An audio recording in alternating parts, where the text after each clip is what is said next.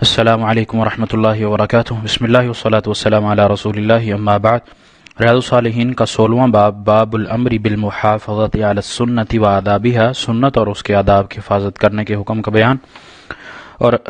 کتاب سے آج ہماری حدیث نمبر ہے 158 158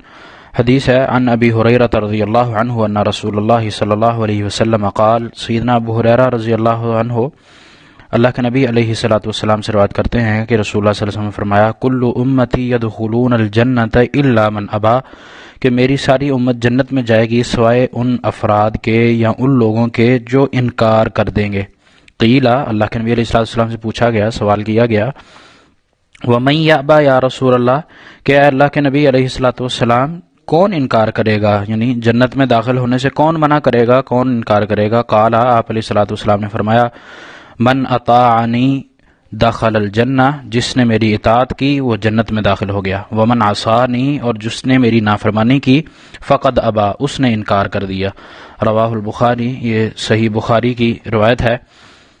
نبی علیہ الصلوۃ والسلام کی اس حدیث میں ہمیں اللہ کے نبی کی اطاعت کرنے کا حکم دیا جا رہا ہے کہ ہم نے دین کے اندر کوئی بھی کام کرنا ہے تو اس میں اللہ کے نبی کا عمل ضرور دیکھنا ہے۔ جس کام میں اللہ کے نبی کا حکم، اللہ کے نبی کا فرمان، اللہ کے نبی علیہ الصلوۃ والسلام کا عمل،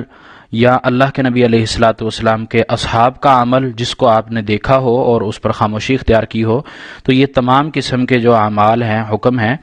ان کو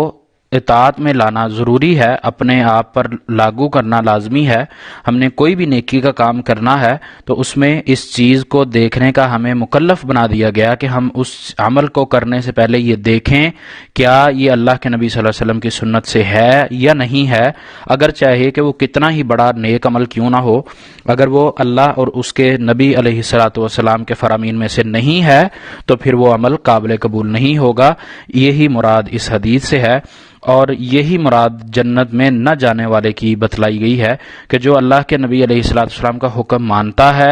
یعنی اطاعت کرتا ہے تو وہ جنت میں داخل ہوتا ہے، اور جو اللہ کے نبی کا فرمان نہیں مانتا،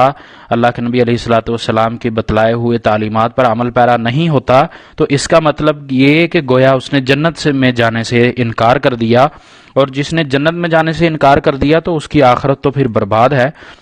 اس کی آخرت کا عمل کوئی بھی جو اس نے اس دنیا میں عمل کیا ہے آخرت کے لیے وہ قابل قبول نہیں ہے، اور اس طرح اس کا جو ٹھکانہ ہے وہ خوفناک ہوگا۔ اللہ ہمیں سب کو اس سے محفوظ رکھے۔ اور اسی طرح ایمان لانے کے بعد اعمال صالح جب تک نہیں کریں گے اس وقت تک ہم اللہ کے نبی کی اطاعت میں نہیں آئیں گے۔ صرف کلمہ پڑھ لینا، زبان سے لا الہ الا اللہ کہہ دینا، یہی کافی نہیں ہے، بلکہ لا الہ الا اللہ کہنے کے بعد اس پر عمل پیرا ہونا یہ ضروری چیز ہے، اور اس پر زندگی جب انسان گزارے گا، مسلمان گزارے گا، پھر ہی اس کی نجات ممکن ہے۔ اور اس پر زندگی گزارنے کا مطلب ہی یہ ہے کہ وہ اس نے اپنے آپ کو جنت میں داخل کرنے کی خواہش ظاہر کی، اور اگر اس نے اس سے انکار کیا تو اس کا مطلب یہ کہ اس نے نبی صلی اللہ علیہ وسلم کی نافرمانی کی اور جنت میں جانے سے انکار کر دیا۔ یہ حدیث ہمیں واضح الفاظ میں بتلا رہی ہے، اللہ کے نبی کا یہ حکم ہمیں واضح حکم دے رہا ہے کہ نیکی کا کوئی بھی کام کرنا ہے، دین کا کوئی بھی کام ہے، اس میں اطاعت النبی صلی اللہ علیہ وسلم یہ لازمی چیز ہے، اور جو اطاعت نہیں کرے گا وہ نافرمانی کرے گا، اور نافرمانی کرنے والے کا مطلب کہ وہ جنت میں داخل نہیں ہونا چاہتا۔ اللہ تعالیٰ سے دعا ہے کہ اللہ تعالیٰ ہمیں ثابت قدم رہنے کی توفیق عطا فرمائے، اور زندگی ہماری جو مختصر زندگی مقرر ہے، لکھی ہوئی ہے،